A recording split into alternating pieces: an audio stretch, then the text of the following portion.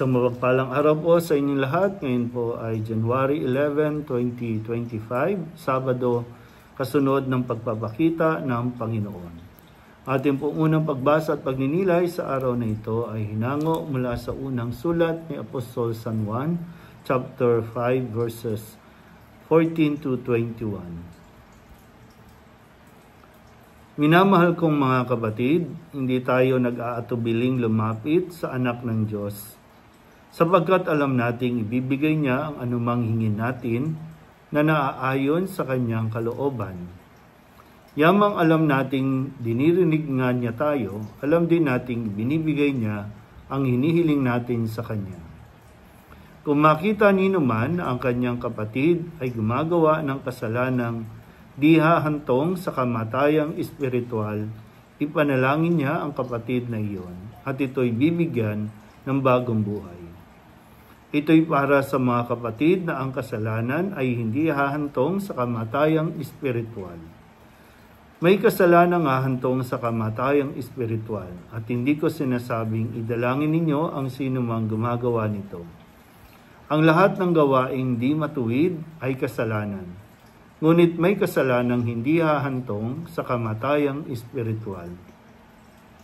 Alam nating ang mga anak ng Diyos ay hindi nagpapatuloy sa pagkakasala sapagkat iniingatan sila ni Jesucristo at hindi sila maaaring anhin ng Diablo.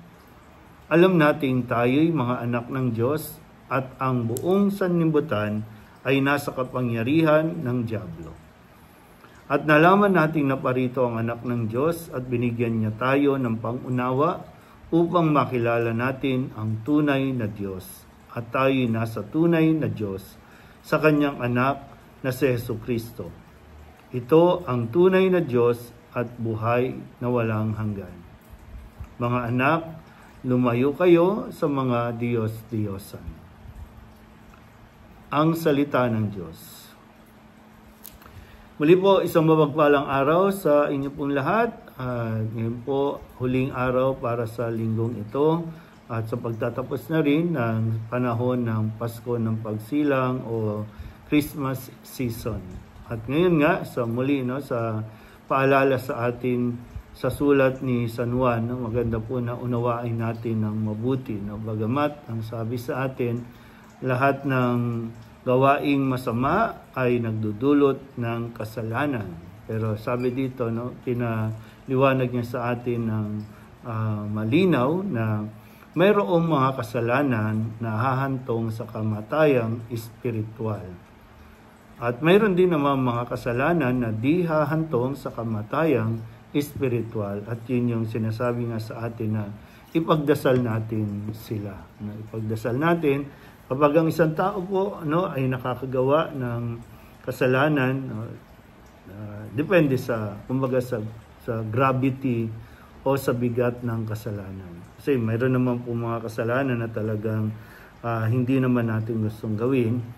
May mga kasalanan na napipilitan tayo o kaya naman may mga taong pumipilit sa atin na gawin ang kasalanan yun. Pero sa kaibuturan ng ating puso, alam natin na ayaw natin gawin ang kasalanan iyon. Yun yung siguro magandang mapagnilayan natin. Kaya hindi natin dapat husgahan ang isang tao na nakagawa ng kasalanan ng agad-agad. Kundi kailangan din natin unawain at para maintindihan natin kung bakit niya nagawa ayon o bakit niya sinunod yung tao na nagpapagawa sa kanya noon. Pero kung sakali na magkaroon tayo ng pangunawa na may mali tayong nagawa, ay agad-agad naman na tayo ay patatawarin ng Panginoon kung tayo po ay nagsisisi at humingi ng tawad sa Kanya. Pero maganda rin po talaga na magkaroon tayo ng pagsusuri sa ating mga sarili, yung examination of conscience araw-araw, para mas maging nasa tamang direksyon tayo. Bagamat tayo bilang tao, may kahinaan tayo habang nabubuhay tayo sa mundong ito, makakaranas tayo ng mga panghihina, makakagawa pa rin tayo ng mga pagkakasala. Pero sikapin lang natin talaga na hindi tayo umabot doon sa pagkakasala na hahantong sa kamatayang espiritual. Ibig sabihin, yung magdadala sa atin sa impyerno. No? At doon na yung ating espiritu ay talagang magdurusa ng panghabang buhay. Sikapin natin na may pagdasal ang bawat isa na mas maging matatag, lalong-lalo na sa mga panahon na siya ay susubukin o siya ay sinusubok ng tadhana. Muli po, isang mapagpalang araw sa inyo pong lahat.